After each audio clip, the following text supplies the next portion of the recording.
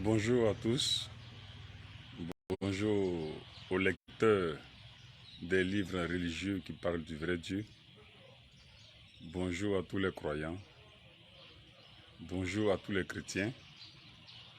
Hier, j'avais parlé de l'aspect humain de Jésus et j'avais exposé, sinon fait un éclairci sur son côté spirituel.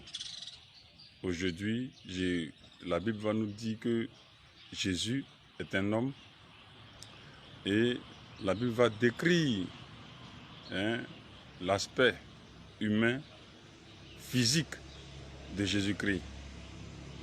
Nous allons commencer par la naissance de Jésus qui s'est faite à travers Marie. Marie qui est un être humain. Voilà comment déjà il y a un premier contact avec le corps physique humain qui nous dit que Jésus est un homme. Quant aux conditions de naissance de Jésus, elles ne sont pas plus extraordinaires que la création d'Adam.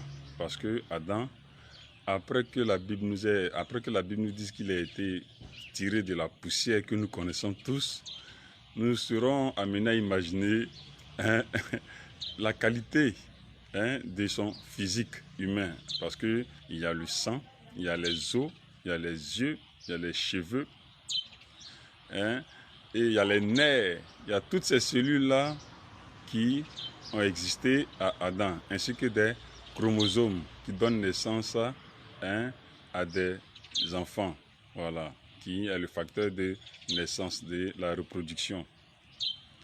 Et donc, si nous croyons déjà que tout ce que Adam a reçu vient de Dieu, nous pourrons dire immédiatement que Adam c'est Dieu. Voilà, parce qu'il a été le premier à recevoir de manière physique, biologique, tout ce qui provenait de Dieu. Mais la Bible dit que Adam est un homme. Alors si Jésus provient de Marie, qui est un homme, il ne faudrait pas que la constitution biologique de Jésus nous fasse dévier ou nous perdre, nous mettre dans du brouillard. Jésus est un homme.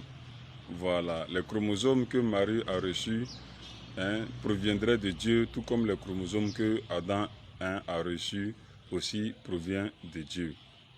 Voilà. Et encore, Ève, la manière de naître d'Ève encore plus spectaculaire parce qu'elle est sortie d'un corps sans orifice. Voilà, donc ne nous attendons pas sur les conditions de naissance de Jésus pour extrapoler certaines choses. Voilà. Et nous continuons encore dans la Bible pour dire que Jésus est mort.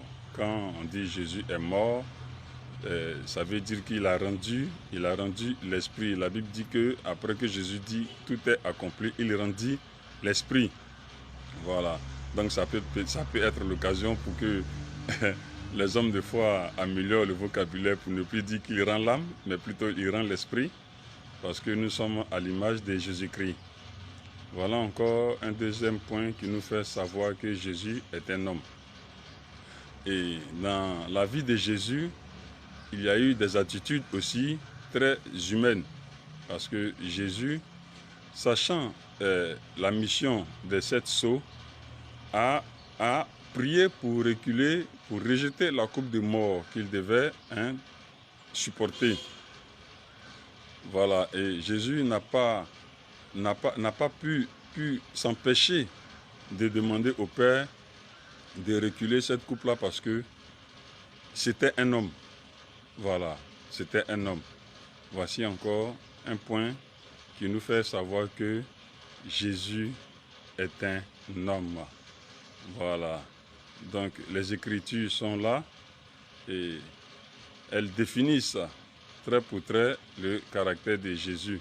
Nous ne pouvons pas dire que Jésus a péché parce que Jésus a été justifié avant de venir accomplir la mission. Parce que si nous voulons nous attarder sur le jugement du comportement de Jésus, c'est comme si nous serions en train de juger Dieu.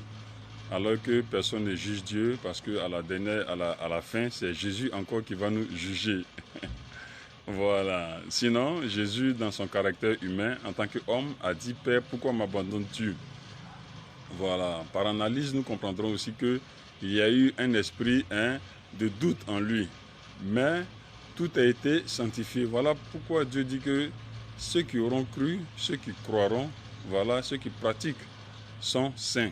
Ils sont irrépréhensibles devant Dieu. Voilà. J'insiste sur le cas de Jésus pour dire que Jésus est un homme. Voilà. Pas trop dans le sens du débat qui nous attire tous. Jésus est Dieu, Jésus n'est pas Dieu. Non, j'insiste sur le cas de Jésus aujourd'hui pour révéler la relation entre Dieu et sa créature que nous sommes. Voilà. Il y a une étroite relation entre Dieu et nous. Voilà. Et donc, Jésus est un homme. Sa naissance n'est pas plus mystérieuse que la naissance de Melchisédek ou l'existence de Melchisédek, ce personnage dont parle brièvement la Bible. Nous aurons l'occasion dans une prochaine vidéo de parler de Melchisédek. Que Dieu vous bénisse. Lisons les Écritures et comprenons-la avec la raison, l'intelligence que Dieu nous a donnée. Que Dieu vous bénisse. Bonne journée à vous.